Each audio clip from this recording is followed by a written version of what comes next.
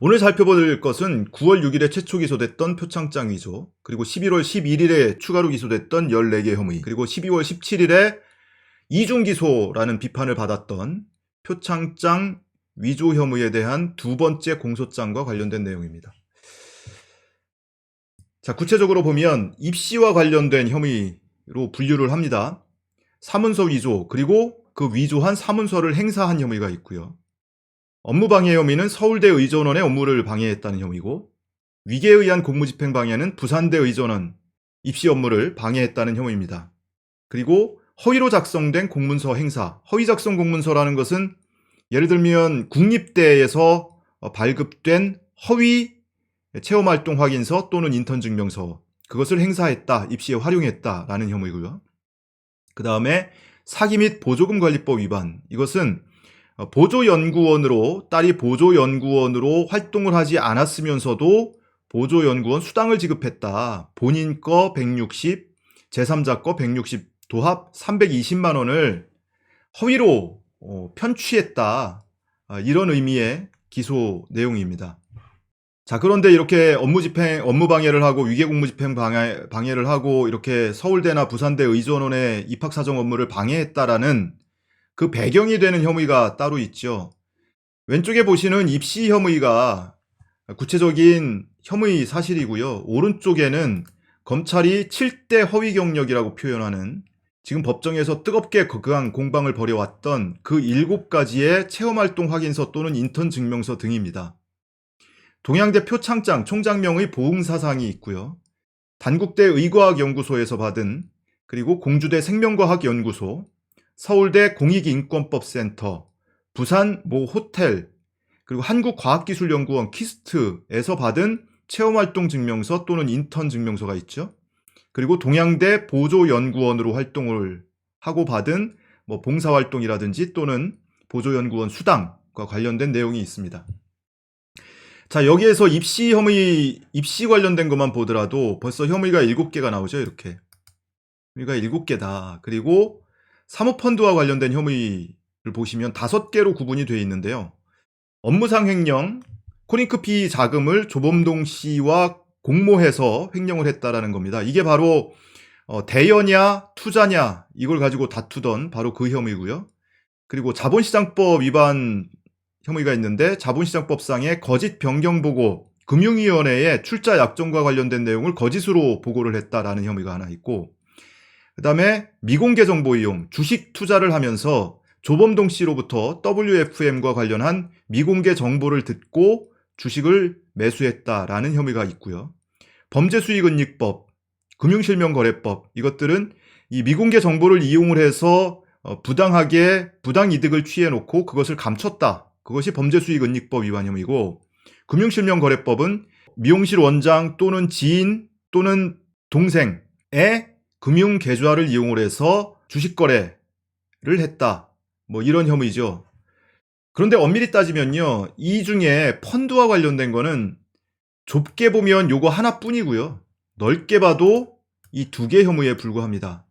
말씀드린 바와 같이 나머지 3개 혐의는 주식거래와 관련된 거죠. 주식거래 또는 주식투자와 관련된 것이어서 이 사모펀드하고 직접적으로는 연관이 없습니다.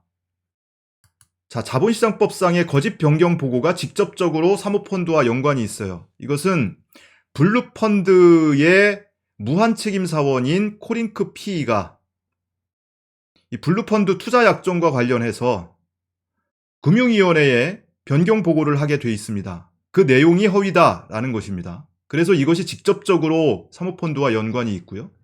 업무상 횡령도 조금 넓은 의미에서는 관련이 있을 수 있습니다.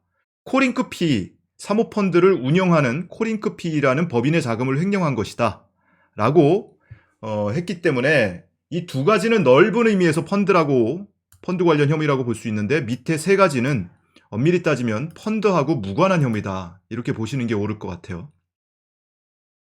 자, 그리고 증거와 관련된 혐의가 3가지가 있습니다. 증거 은닉교사 혐의는 김경록 씨로 하여금 자택에서 반출한 하드디스크, 그리고 동양대 교수 연구실에서 반출한 PC를 감추도록 했다라는 것이고요. 증거 인멸교사 혐의는 조범동 또는 이상훈 대표 등으로 하여금 코링크 PE에 동생이 언급돼 있는 자료 등을 감추거나 폐기하라고 지시를 했다라는 것이고, 증거 위조 교사 혐의는 청문회 전국에서 코링크피의 펀드 운용 현황 보고서를 위조하도록 허위 내용을 기재하도록 지시했다라는 혐의가 바로 증거 위조 교사입니다. 그래서 펀드 관련 5개, 증거 관련 혐의 3개, 입시 관련된 게 7개니까 이렇게 따지면 도합 15개 혐의가 되는 거죠.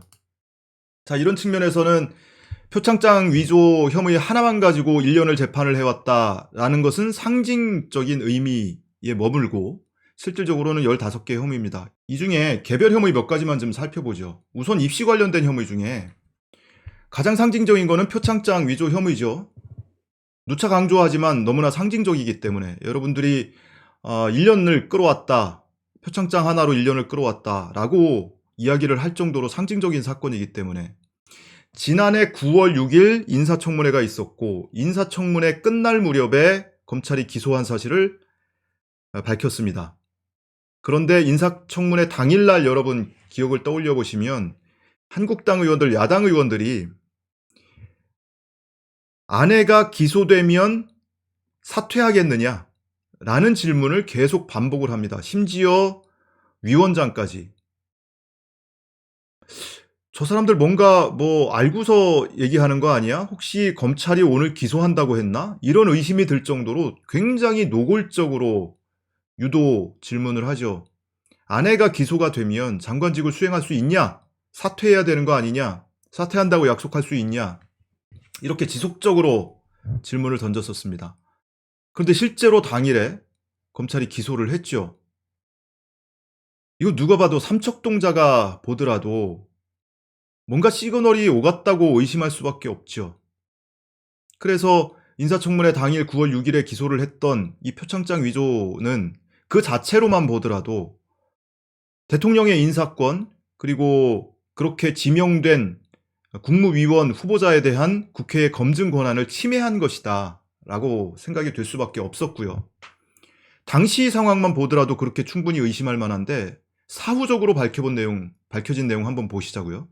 그 당시 언론이 어떻게 해석을 했냐면 저렇게 소환 조사도 한 번 없이 기소를 했다면 명확한 증거가 있기 때문에 그런 경우에 한해서 가능할 것이다. 도대체 그 명확한 증거가 뭐냐? 그런데 세간에서 사람들은 설왕설래했습니다. 만 하루도 안 되는 시간 동안에 명확한 증거가 있으니까 저랬겠지. 누군가는 도대체 당사자 소환도 안 하고 무슨 증거가 있길래. 그러던 와중에 9월 7일에 기소 다음날 SBS에 떡 하고 직인 파일 보도가 나온 겁니다. 동양대 교수 연구실 PC에서 총장 직인의 파일이 나왔다. 그 직인 파일 보도가 나오면서 여론이 반전되는, 일방으로 쏠리는 결정적인 계기를 맞았죠.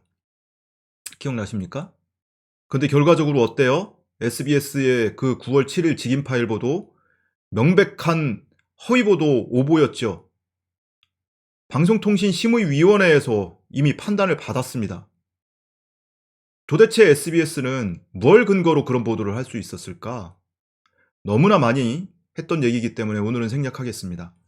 자, 그러면 어쨌든 당시 상황에서도 검사가 뭔가, 검찰이 뭔가 명확한 증거를 확보를 했기 때문에 기소를 했을 거라고 다들 그나마 선의로 봐주더라도 그 정도까지 해석을 할 수가 있었는데 실제 그런지 한번 보시죠.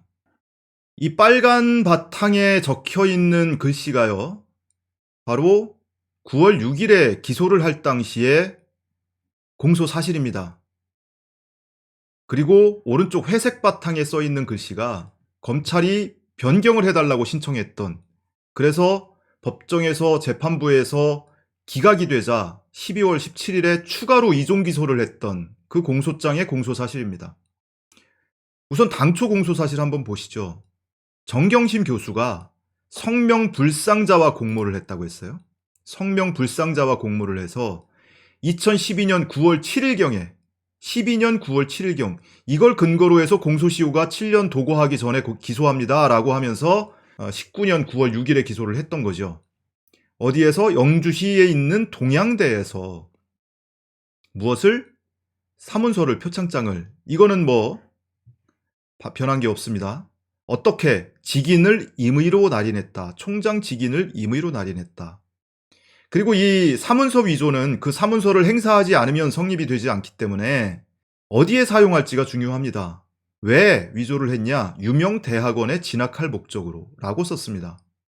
자, 그런데 몇 달 뒤에 검찰이 어떻게 변경했는지 보시죠. 성명불상자와 공모를 했다고 했던 것은 조국 교수의 딸과 공모를 했다고 했는데, 지금 1년 동안 재판하면서 이 조국 교수의 딸이 표창장 위조에 어떤 역할을 했는지는 전혀 다뤄진 바가 없습니다. 도대체 여기다 이름을 왜 써놓은 건지 지금도 이해를 할 수가 없어요. 두 번째, 언제? 12년 9월이 13년 6월로 바뀝니다. 어디서? 동양대에서 위조를 했다고 했는데 이게 서울 방배동 거주지로 바뀝니다. 그리고 위조 방법은 직인을 임의로 날인을 했다고 도장을 찍었다고 했는데 그게 스캔하고 캡처하고 워드 프로그램에 붙여놓고 이런 디지털 방식으로 위조를 했다고 바뀌어요. 목적도 바뀌죠. 서울대 의전원 진학의 지원에 사용할 목적으로 위조를 했다고 바뀝니다. 자, 그러면 이 앞선 빨간 바탕에 있는 9월 6일자 공소장을 쓸 당시에 검찰이 확보하고 있던 증거는 도대체 뭡니까? 이때 무슨 증거를 갖고 있었습니까? 검찰이 뭘 근거로 기소를 한 거예요 도대체?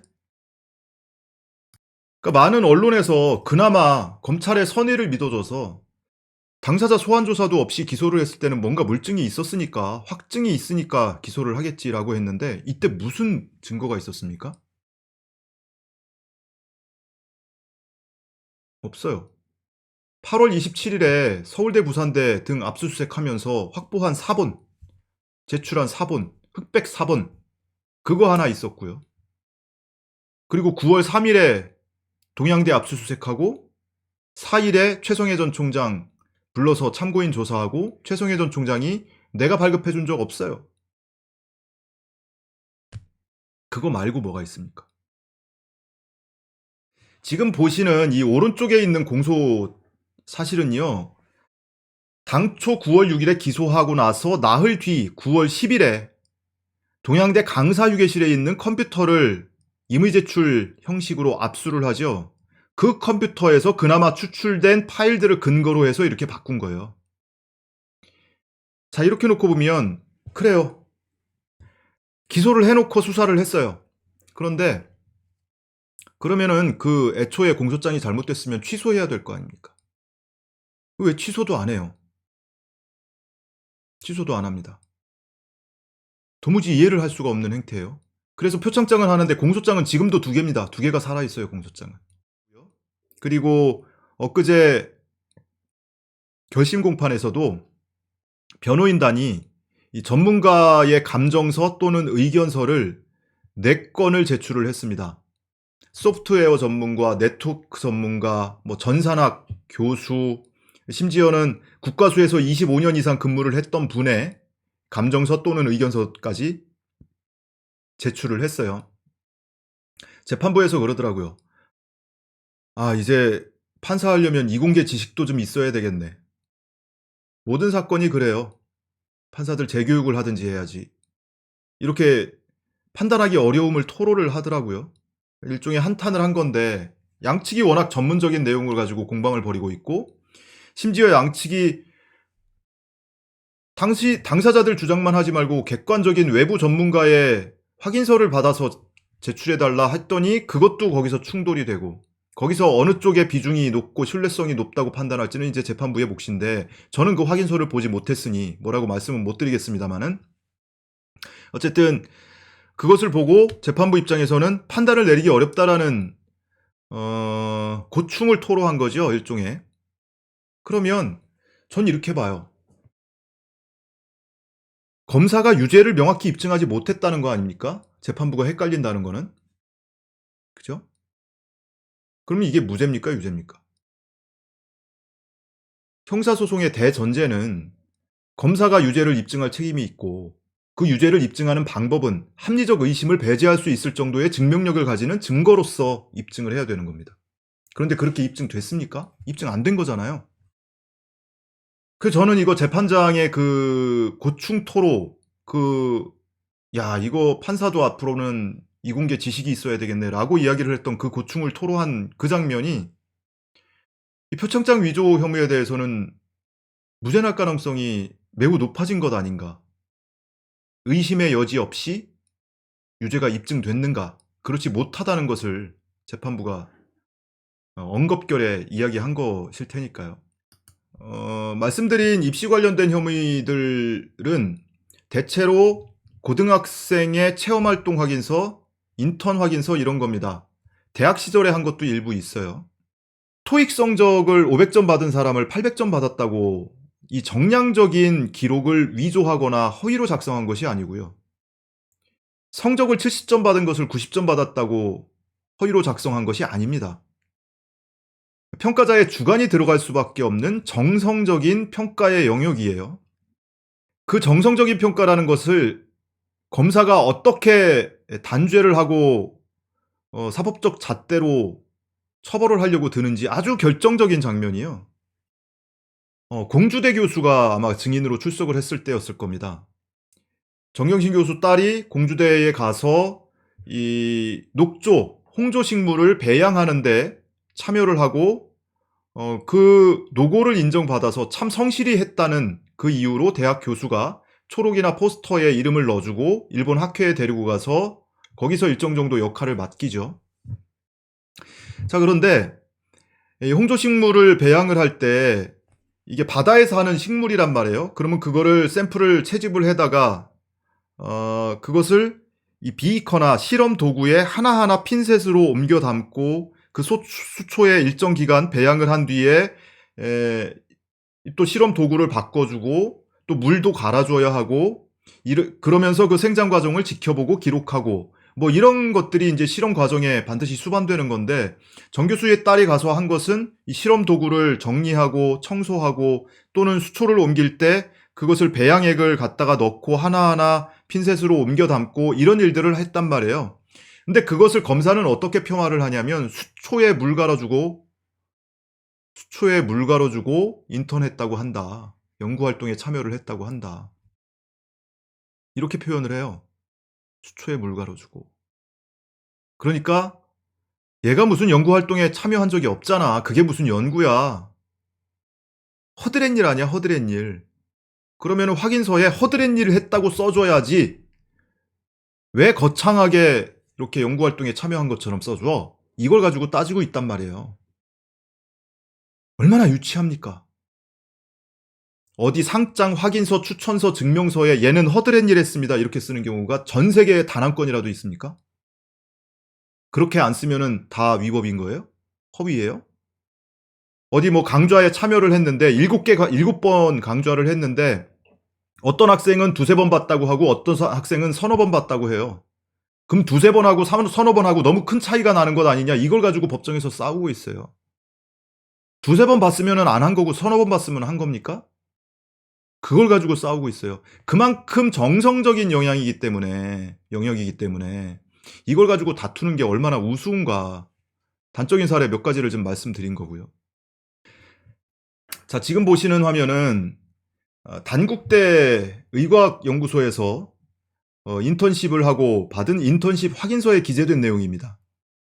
활동 내역은 비교적 팩트에 관한 거예요. 그리고 활동 평가는 말 그대로 지도교수가 평가를 한 영역입니다. 활동 내역 보시면 유전자 구조와 복제 과정에 대한 이론 강의를 이수했다. 그리고 어쩌고저쩌고에 대한 이론 강의를 이수했다. 그리고 효소중합 반응 검사에 실습을 시행했다. 그리고 이 연구에 연구원의 일원으로 참여를 했다. 이건 팩트에 관한 문제입니다. 자, 보시죠. 이론 강의를 이수했다고 했어요. 이론 강의한 사실이 입증이 됩니다. 이론 강의할 때 사용한 PPT, 파워포인트 자료를 검찰도 이미 가지고 있어요. 실습을 시행했다고 했습니다. 환자의 검체를 이용해서 효소 중합 반응 검사에 실습을 시행했다. 실습했잖아요. 거기 가서 뭐 했습니까? 얘가 실습했지. 단국대요, 의과학연구소. 거기서 PCR 실험하고 실습했지 않습니까? 연구원의 일원으로 참여를 한 거 가지고 굉장히 시비를 겁니다. 연구원의 일원으로 참여를 했다는 것 때문에 단국대 논문 기억하세요, 여러분? 단국대 논문 제일저자. 단국대 논문 제일저자로 등재된 그 논문은 입시에 사용된 적이 없습니다. 왜? 이 교수가 자칫하면 오버스펙이라고 오해받을 수 있으니 사용 안 하는 게 좋겠다라고 해서 사용한 적도 없어요. 공소사실이 아니에요. 그런데 수사 단계부터 재판에 이르기까지 수도 없이 나온 게 단국대 논문 제일저자. 여기에 연구원의 일원으로 참여를 했다라고 한 줄 적혀 있죠. 학생이 무슨 연구원이냐, 그 당시에. 논문에 등재가 될 정도로 했다는 걸 전제로 연구원의 일원이라고 적은 거 아니냐. 이걸 가지고 시비를 걸어요. 이걸 가지고. 밑에 활동평가 한번 보시죠. 어느 정도 숙련이 가능하였다. 실험에서 결과 도출이 가능하였다. 적극적으로 참여가 가능하였다. 어느 정도 가능했다. 결과 도출이 가능했다. 적극적으로 참여했다. 굉장히 정성적인 평가자의 주관이 반영되어 있는 글이죠. 이렇게 정성적인 내용을 가지고 이거 적극적 참여를 했다고? 어느 정도 숙련이 가능했다고? 뻥이잖아. 허위문서네. 유치하기 짝이 없죠. 이러고 있는 겁니다. 다른 것도 다 비슷해요. 네. 공주대, 서울대 공익인권법센터는 어떻습니까? 서울대 공익인권법센터에서 봤다는 사람이 여럿 나왔단 말이에요. 그 당시 그 국제학술대회에 참여를 했던 교수도 대화를 나눴다고 하고, 그리고 그 당시 그 사무국장은 뒤풀이 자리에 갔는데 조국 교수 오른쪽에 앉아서 저 조국 교수 딸 누굽니다 라고 소개를 해줘서 기억을 하고 있다고 했고요. 그리고 그 자리에서 이 실무를 도와줬던 대학원생은 지금 변호사가 돼서 법정에 나와서 본인이 접수를 받는데 학생이 와서, 고등학생이 오니까 누구니? 조국 딸이다. 아, 이 아이는 아버지가 서울대 교수구나. 우리 조국 교수님 딸이구나. 우리 부모님하고는 굉장히 환경이 다르구나. 나하고는 환경이 다르구나. 이런 생각을 하면서 굉장히 강렬한 인상으로 남아있고, 그 이후에 여러 명을 만나서 그때 그런 일이 있었다라고 되뇌었다고 합니다. 그러니 지금까지 기억하고 있는 거예요. 십수년 전의 일인데도. 그거를 법정에 와서 증언을 하거든요. 그런데 같이 그 자리에 학술대회에 참석을 했던 학생 2명이 있는데 그 학생 2명은 못 봤다고 합니다. 그 중에 한 명은 본인의 아버지, 본인의 어머니, 본인까지 검찰에 불려나가서 11차례나 불려나가서 조사를 받았었고, 본인의 아버지는 출국금지까지 당했었고, 본인도 학생 기록부를 검사가 제출하라고 해서 임의 제출했었고요.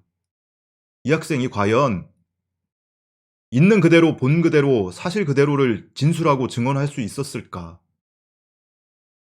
그리고 이 학생의 증언은요, 실질적으로 확인된 객관적 사실하고 배치되는 것도 굉장히 많습니다. 이 학생은 본인이 먼저 조국 교수에게 당시에 메일을 보내요. 지난번에 학부모 특강 등에서 뵀던 딸 누구누구하고 뭐 같은 반 누구입니다. 어쩌고 저쩌고 꼭 인턴 활동을 하고 싶습니다. 인턴 활동 하게 해주세요. 그리고 조국 교수가 몇 달 지나서 딸하고 그 학생한테 동시에 이메일을 보냅니다.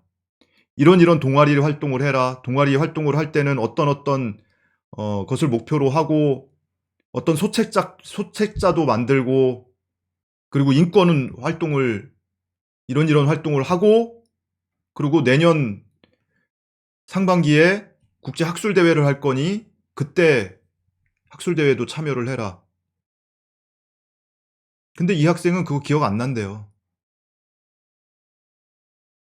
그런 메일 주고받은 거 기억이 없답니다. 그리고 실제로 조국 교수 딸과 탈북 학생들이 있는 곳에 가서 공연도 하고 했던 기록이 나오는데 그걸 기억을 못한다고 진술을 합니다. 이 입시 관련해서요, 서울대 의전원 자기소개서에 보면 증빙 서류가 35개가 적혀 있습니다. 어디에서 체험 활동하고, 뭐 어디 봉사 활동했고, 어디서 무슨 확인서를 받았고, 뭘 했고, 뭘 했고. 35개의 증빙 서류 목록이 적혀 있어요. 그런데 검찰이 기소한 단국대, 공주대, 서울대, 부산대, 키스트, 동양대 등등등 관련된 거 다 걷어내더라도 26개가 남습니다. 26개가. 자, 이 혐의는 이런 허위 경력을 제출해서 입학사정 업무를 방해했다. 속아 넘어갔다. 그래서 떨어질 사람이 붙었다. 이 얘기를 하고 싶은 거예요. 그런데 26개가 남아요. 심지어는 거기에 전적 대학 활동을 적도록 돼 있단 말이에요. 이게 의전원이니까 기본 학부생일 때 어떤 활동을 했는지 기록을 하게 돼 있습니다. 거기에 보면 1학년 란에 뭐 적을 게 별로 없으니까 고등학교 때 또는 고등학교 졸업 직후에 했던 거를 한두 개를 적습니다. 그게 대표적인 게 키스트 인턴 확인서고요. 그다음에 이제 고교시설에 공주대, 서울대에서 뭘 활동을 했던 거를 짤막하게 적어 놓습니다. 그 밖에 2학년부터 4학년 때까지 기재되어 있는 자기소개서 내용을 보면 의전원입니다. 의학전문대학원이에요. 의료인의 자질이 있는지 준비를 해왔는지를 살펴보는 내용입니다. 해외 의료지원단 자문위원 활동증명서 증빙자료로 제출이 되고요.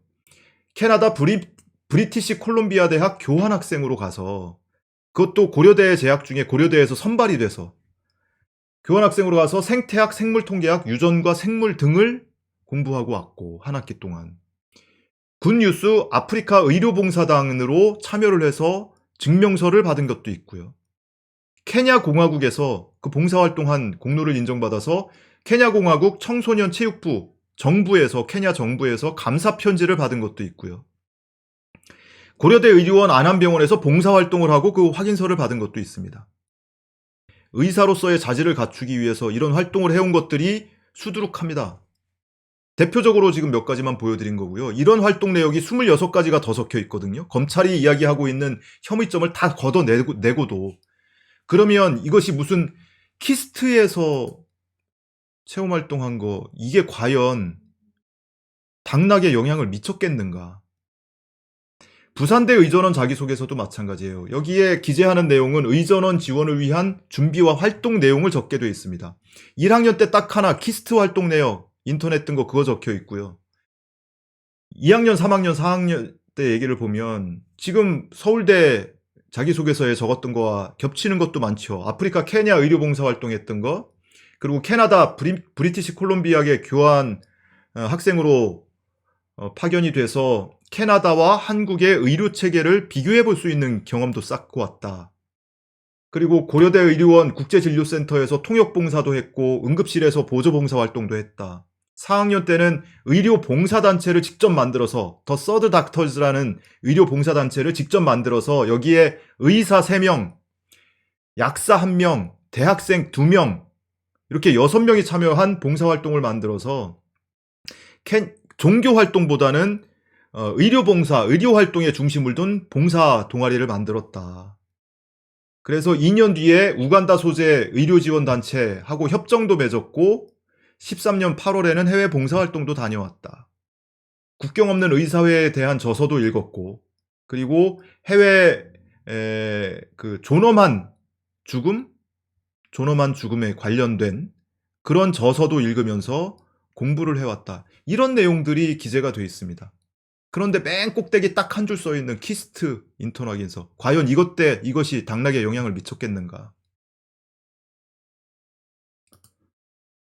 서울대 의전원 그 입시 당시에 평가를 했던 교수가 법정에 출석을 해서 이렇게 증언한 바가 있습니다.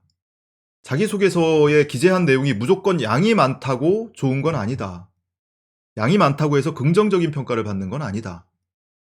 의미 있는 증빙 서류가 많아야 유리하지 무조건 양이 많다고 좋은 건 아니다. 의미 있는 증빙 서류. 지금 말씀드린 내용들. 그런 것이 의미 있는 증빙 서류죠. 의전원에 지원하는 학생을 평가하는 자기소개서입니다. 의사가 되기 위해서 어떤 마음을 가지고 어떤 준비를 해왔고 어떤 계획을 갖고 있는지 그걸 평가하는 자리예요. 그리고 이 교수가 법정에 증인으로 출석하면서 그 입학 지원실장을 맡고 있는 교수한테도 물어봤더니 고등학교 졸업 이전의 부분은 아무리 많이 제출해도 큰 비중을 두지 않는다. 이미 4년을 대학 생활을 하고 지원한 학생이니까 고등학생 때 했던 거는 암만 많이 제출해도 그렇게 비중을 안 갖고 본다는 거예요. 대학 생활에 뭘 했는지, 의사가 되기 위해서 어떤 준비를 해왔는지 이거를 비중 있게 본다는 겁니다. 그러면 말씀드린 바와 같이 이것이 정량평가가 아니고 정성평가에 대한 부분이라는 것, 그리고 거기 수십 개, 30개가 넘는 경력사항을 기재를 했는데 그중에 극히 일부에 불과하고 그것보다 훨씬 의미 있는 증빙서류들, 기재사항들이 있었던 점, 이런 것들을 다 종합적으로 보면 과연 이것으로 형사처벌을 할 수 있는 것이냐, 이런 의문이 남죠.